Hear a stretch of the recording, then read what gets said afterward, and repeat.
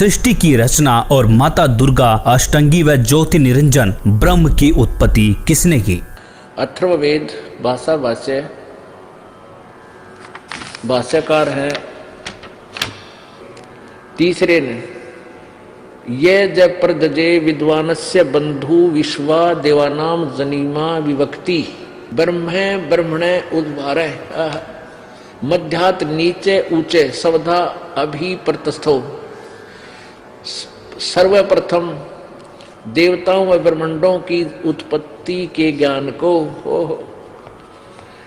जिज्ञासु भक्त का, विद्वान से जो बंधु यानी वास्तविक परमात्मा है, अपने निज को, अपने जनीमा, अपने द्वारा सर्जन किए हुए को विभक्ति स्वयं ही ठीक ठीक विस्तार पूर्वक बताता है। अपने द्वारा रची सृष्टि को वो स्वयं ही बताता है कि ब्रह्म ने यानी पूर्ण परमात्मा ने मध्यात अपने मध्य से अर्थात सबद शक्ति से ब्रह्म है माने ब्रह्म क्षर पुरुष अर्थात काल को उद्भार माने उत्पन्न करके विश्व सारे संसार को अर्थात सब लोगों को ऊंचे ऊपर सतलोक आदि और नीचे पर ब्रह्म व ब्रह्म के सर्व ब्रह्मांड सबधा अपनी धारण करवाई अभी आकर्षण शक्ति से प्रतस्थौ दोनों को अच्छी प्रकार स्थापित किया।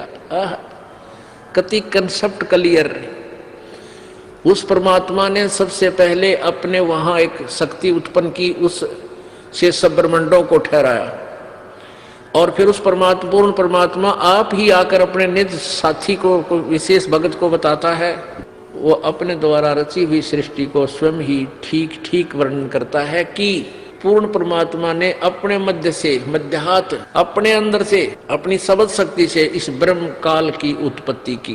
पांचवें में लिखा है कि उसी मूल मालिक से अभ्यग्रम सर्वप्रथम पर आष्ट्रय अष्टंगी अर्थात दुर्गा प्रकृति देवी जनु से माने उत्पन्न हुई।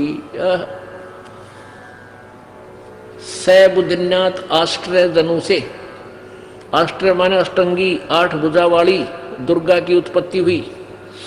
आष्ट्रय माने अष्टंगी माया दुर्गा अर्थात प्रकृति देवी की उत्पन्न हुई, क्योंकि नीचे के परब्रह्म और ब्रह्म के लोकों का प्रथम स्थान सतलोक है। यह तीसरा धाम भी कहलाता है।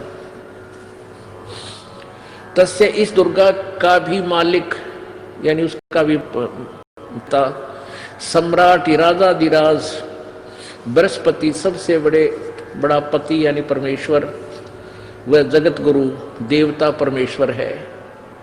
इसका भी पिता यानी मालिक, इस दुर्गा का भी मालिक वो परमात्मा ही है जिससे सबका वियोग हुआ है, जो सबसे विमुख होकर आए हैं, वहां से बिछड़े हैं। अतः इसके बाद ज्योतिष माने ज्योत निरंजन अर्थात काल के, शुक्र माने बीज शक्ति से जनिष्ठ दुर्गा के उदर से उत्पन्न होकर विप्रा भक्त आत्माएं अलग से धूमंतु, धूमंत माने मनुष्य लोक और स्वर्ग लोक में ज्योति निरंजन के आदेश से दुर्गा ने कहा वसंतु यानी स्वर्गलोक और पृथ्वी लोक पर निवास करो, निवास करने लगी। कति स्पष्ट कर रखा है। अब 7वें में कमाल किया कि वो कौन है, वो परमात्मा जो देव बंधु है, सबका साथी है, जिसने उस ऊपर के लोक रचे, नीचे के लोक रचे, दुर्गा की उत्पत्ति की, काल ज्योति निरंजन की उत्पत्ति की। वो है कौन? इस 7वें मंत्र में स्पष्ट कर दिया। वो कबीर देव है।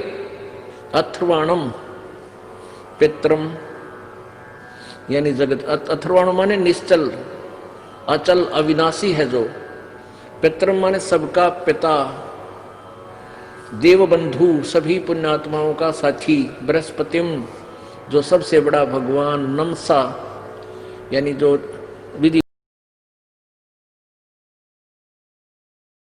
वहां जो चले गए सतलोक में उनको ले जाने वाला, तो माने विश्वेशाम जनिता यथा से कबीर देव न दभायत सवधावान।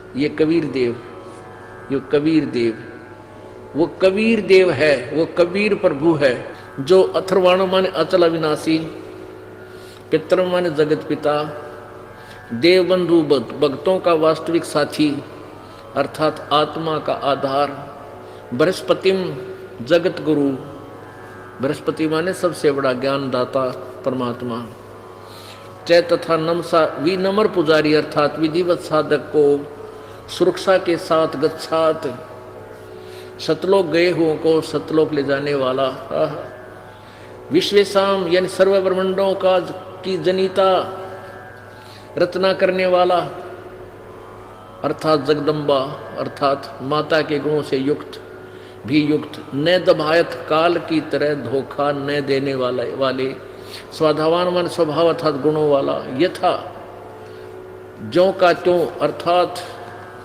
वैसा ही वह, स माने वह, तो माने आप, कबीर देव कबीर देव भाषा बिन होने से इसे हम कबीर साहब कहते हैं, वो कबीर साहब है।